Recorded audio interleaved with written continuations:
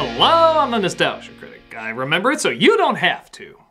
Have you ever wondered about critics? Like, what's the point of having a bunch of know-it-all smarmy snobs watch movies about a week before anyone else and then share their opinion on it as if it matters? Well, here's some history on why the critics showed up to begin with. Way back in the day, during the third wave of Greek philosophers, was a dude named Aristotle. Now, Aristotle, as any Greek philosopher, was a pretty thoughtful guy, but what he did was he wrote this long-ass work called Nicomachean Ethics. In it, the guy put knowledge into 3 separate categories. You got your episteme, techne, and phronesis. And yes, I know I'm butchering those words. They're Greek, like, I don't speak Greek. That is, theoretical knowledge, practical knowledge, and ethical knowledge, respectively.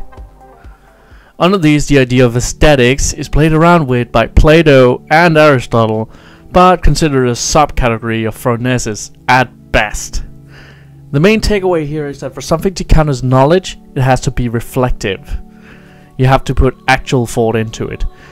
To clarify, inside practical knowledge, for example, crying when you're born is a reaction to stimuli outside of your control. Deciding to dodge out of that diva self-destruct is a conscious choice, even if the choice is made in a matter of a millisecond. You dodge away from the diva self-destruct not because you're reacting to something happening, but because you know what "nerf this" means, and know that you can survive the explosion by hiding behind the nearest obstacle. This is reflective. Pain is an excellent teacher. I've got you in my sights. Practical knowledge also has another interesting factor. It is essentially worthless. If you ask an expert of carpentry what good craftsmanship is, he won't be able to properly tell you, even though carpentry has its own language in the form of terms specific to their craft. Most of the time the expert will have to actually show you what they mean as they explain it. So years pass. In fact, we have to go all the way to 7050 AD before any real definitions show up inside aesthetics. Not because the idea hadn't been playing around with, but because it's always considered second to the real forms of knowledge. In 7050 we get the idea of the beautiful. Art's job was at this point only to create beauty no matter the subject.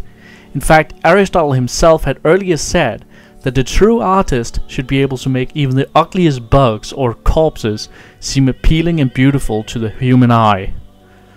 Art back then was very much a craft, much like carpentry or something. Good old Willie Shakes, today considered a genius of his time, was in his own time just considered a very good craftsman, but not much else. The art was simply a means to create beautiful things for the people to enjoy. With time, however, came the idea of the sublime. This was art that was meant to get you energized, to fill you with a lust for life. Music meant to pep you up and get all fighting fit. This was the time of Beethoven. Music that excites, maybe not for the first time in history, but it was the first time there was a reflective thought behind it.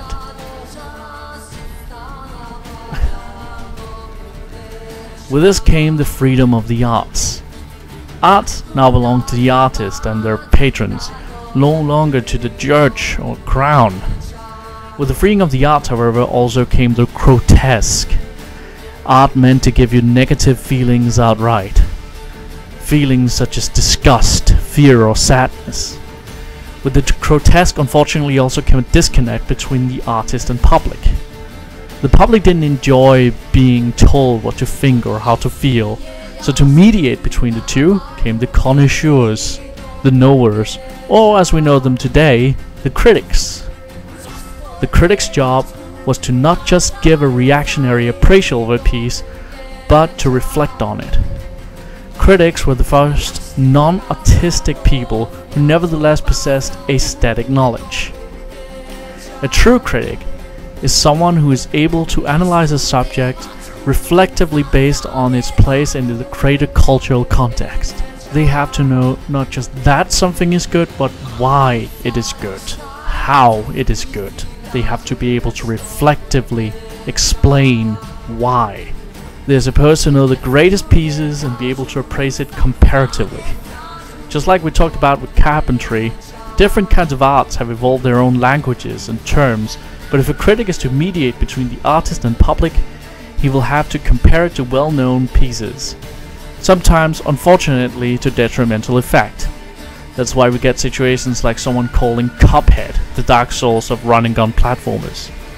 The critic is aware that you, the general public at large, knows the difficult but fair reputation of Dark Souls. So, when a critic calls something the Dark Souls of a genre, you conjure up in your mind a game that requires mastering, not just learning. You have to master Dark Souls to beat its challenges, just like you have to master Cuphead to beat it. Every time you enter a new boss battle in Cuphead, you're essentially relearning the game. The same can be said for From Software's flagship series, though in my opinion not to the same extent. While calling something the Dark Souls of its genre can be used to actually critique the game properly, I am well aware that most websites use it for the sake of clickbait, garnering quick attention for hits so they can make money on ads. Setting that can of worms aside, however, the point is this: the critic's job is to inform the public of art. It is to mediate between the art snobs or artists themselves and the public consumer at large. As time has passed, the lines have inevitably blurred. People are more acquainted with art today than they were 200, 300 years ago. The genre-specific movie have arrived on the scene and people have acquired tastes for something.